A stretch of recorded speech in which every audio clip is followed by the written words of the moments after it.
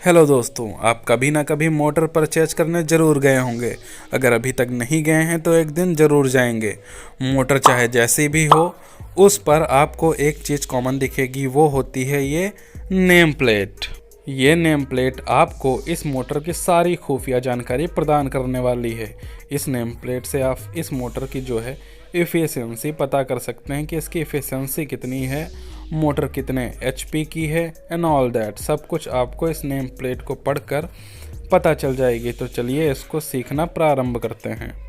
तो स्केच नाम के उपकरण से हमने ये जो नेम प्लेट है इसको तैयार कर लिया है। अब आपको सबसे पहले नेम प्लेट पे ये ABB दिख रहा होगा। ये क्या है? ये इस मोटर को बनाने वाली कंपनी का नाम है। जो ABB कंपनी ने इस मोटर को डिज़ाइन किया है उसका नाम है ABB, यानी कि मोटर को जिसने बनाया है उस कंपनी का नाम है ABB।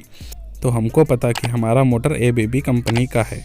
अब इसके आगे चलते हैं। सेकंड नंबर पे इसका नाम दिया हुआ है। सबसे पहले आपने देखा 3 फेज, ठीक है, 3 phase squirrel cage induction motor. वैसे तो मोटर के कई सारे टाइप आते हैं, लेकिन मोटर जो है मेनली AC और DC होते हैं। अब यहाँ पे आ गया 3 फेज। इससे हमको पता चला, ये 3 फेज आ जाने के कारण हमको पता चला कि हमारा मोटर AC है, क्योंकि 3 फेज DC में नहीं होता है। DC में केवल प्लस और माइनस होता है। 3 phase squirrel cage induction motor, यानी कि जो हमारे पास जिस मोटर की प्लेट ली है हमने, उसका नाम है स्क्वायरल केज इंडक्शन मोटर। अब नेक्स्ट आपको दिख रहा होगा ISREF 325, ठीक है, 325 आपको दिख रहा होगा। अब ये क्या चीज़ आ गई भैया? तो IS का मतलब होता है इंडियन और S का मतलब होता है स्टैंडर्ड, इंडियन स्टैंडर्ड। और जो आपको यहाँ पे REF दिख रहा है इसका मतलब होता है रेफरेंस। क्या मतलब होता है इसका? इसका मतलब होता है रेफरेंस।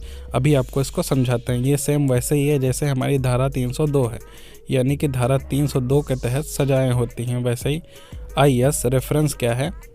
325 को ध्यान में रखते हुए ABB कंपनी ने 3 phase squirrel cage induction motor को तैयार किया है, यानी कि इस रूल को फॉलो करता है ये मोटर इस रूल को ध्यान में रखते हुए बनाया गया है। अब आपको दिख रहा होगा नंबर Q6445092।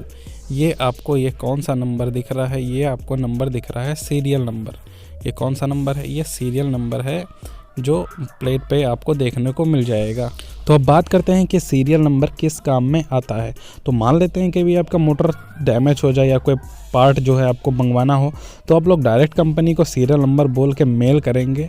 अब ऐसा तो है नहीं कि आप कंपनी वालों से बोलेंगे कि भैया हमारी जो इतने किलोवाट की इतने HP की मोटर है और आपको ये सामान भिजवा दीजिए, क्योंकि इस रेटिंग की तो मार्केट में हज़ारों मोटरें आती हैं। तो बिना सीरियल नंबर के जो है आपको आपका सामान नहीं मिलने वाला। तो मेल में आप लोगों को सीरियल नंबर इंक्लूड करना बहुत ही ज़्यादा ज़रूरी हो जाता है। तो सीरियल नंबर किस काम में आता है, आई होप आप लोग समझ गए होंगे बहुत ही कायदे से। तो अब हम लोग चलते हैं सीरियल नंबर के आगे। ये पूरा सीरियल नंबर आपको अच्छे से समझ में आ गया होगा किस लिए होता है, ठीक है। तो अगला आता है कि ड्यूटी S1। ड्यूटी S1, तो इसका मतलब क्या है?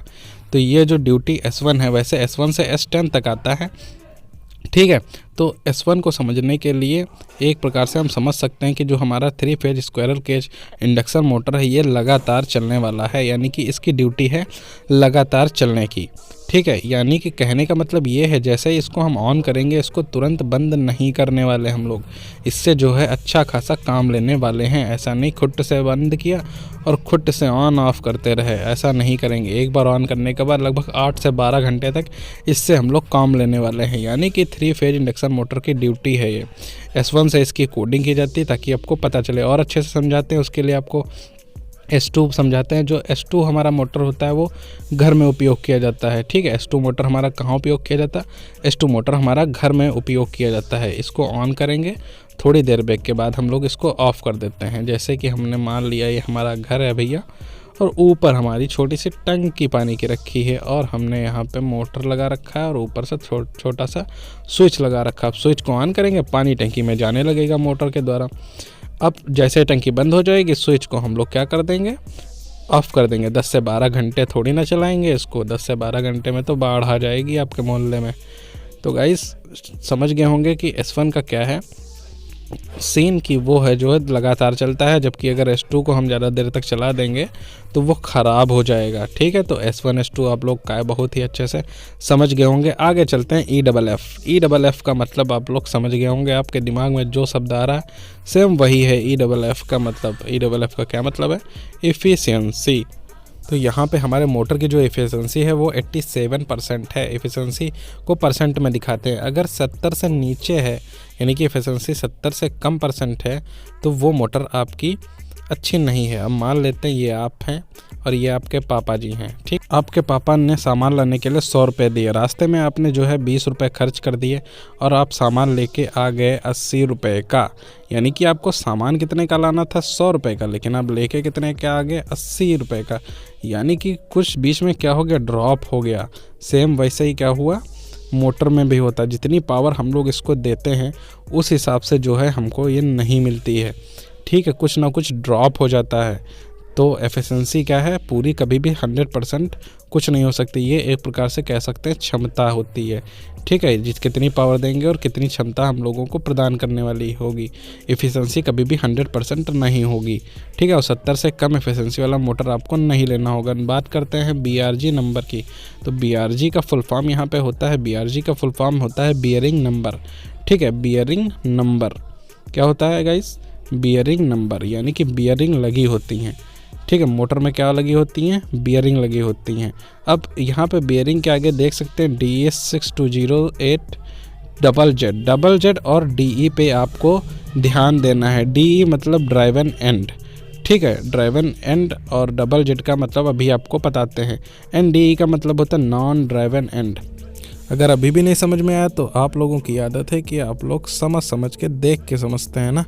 तो आप लोगों का पूरा ध्यान रखते हुए मैं लेके आ चुका हूँ ये फ़ोटो। यहाँ पे देख सकते हैं एक पीछे की तरफ बेयरिंग है और एक आगे की तरफ है। पीछे वाला बेयरिंग क्या करता है? उसमें फ़ैन लगा है और ये इसको कूलिंग के काम आता है। ठीक है, तो जो पीछे वाला एक बेयरिंग है और एक सामने बेयरिंग है। ठीक है, तो जो आगे वाला बेयरिंग है वो है DE यानी ड्राइवन एंड, और जो सबसे पीछे वाला जिसमें पंखा लगा वो नॉन ड्राइवन एंड है, यानी कि इस पर कोई भी लोड नहीं जुड़ेगा, DE पे लोड अपना जुड़ेगा। ठीक है, तो आई थिंक आप लोग DE और NDE का मतलब तो आसानी से समझ ही गए होंगे। तो अब हमारा बचा क्या बचा गाइस? हमारा बचा Z। ठीक है, DE और NDE आप लोग समझ गए। अब बचा Z का मतलब क्या होता है? तो गाइस एक ये बेयरिंग का टाइप होता है। इसमें क्या होता है? जो बेयरिंग है दोनों तरफ से कवर होती है पत्ती से। चलिए मैं आपको दिखाता हूँ। तो यहाँ पे देख सकते हैं आप लोग आसानी से, ये जो कवर है इसमें छर्रे नहीं दिख रहे हैं, दोनों तरफ से कवर है। ठीक है, इसको अगर पलट देंगे तब भी आपको ऐसी ही दिखेगी। ठीक है, तो ये मतलब होता है Z का। ठीक है, तो इसका मतलब क्या है? Z। ठीक है, समझ गए आप लोग। तो अब बात आती है किलोवाट। इन सब के बाद बात आती है किलोवाट और HP की। ठीक है, तो ये किलोवाट पावर है, HP हॉर्स पावर है। तो इन सब पे मैं जो है सेपरेट से वीडियो बना दूंगा, वरना वीडियो गैस काफ़ी लंबी हो जाएगी और आप लोगों का दिमाग ख़राब होने लगेगा। ठीक है, तो इन सब को हम लोग अभी छोड़ते हैं। 7.5 किलोवाट और HP को हम लोग छोड़ते हैं। बात करते हैं फ्रिक्वेंसी की। तो फ्रिक्वेंसी जो है इंडिया में जो है अपने 50 हर्ट्ज जाती है, ये तो आप लोगों को पता ही होगा। ठीक है, तो फॉरेन कंट्री में 60 हर्ट्ज भी आती है। अब बात करते हैं INCL। INCL क्या है? हमारा ये इंसुलेशन है, F टाइप का इंसुलेशन है। ठीक है, इंसुलेशन A टाइप का भी हो सकता है, B टाइप का भी हो सकता है, E टाइप का भी इंसुलेशन हो सकता है। यानी कि लिखा होगा INCL F या फिर लिखा हो सकता है HCEB या A, ये सब लिखा हो सकता है। तो इसका मतलब क्या है? चलिए आप लोगों को बताता हूँ। ठीक है, अगर आपको दिख जाए कि B, तो अगर मान लो दिख जाए, ये इंसुलेशन कहाँ होता है? वाइंडिंग के बीच में होता है। कहाँ होता है? वाइंडिंग के बीच में क्या होता है? इंसुलेशन होता है। ठीक है, तो वो जो इंसुलेशन है वो कितना टेम्परेचर झेल सकता है, F से हमको पता चलता है। ठीक है, कैसे पता चलता है? F से पता।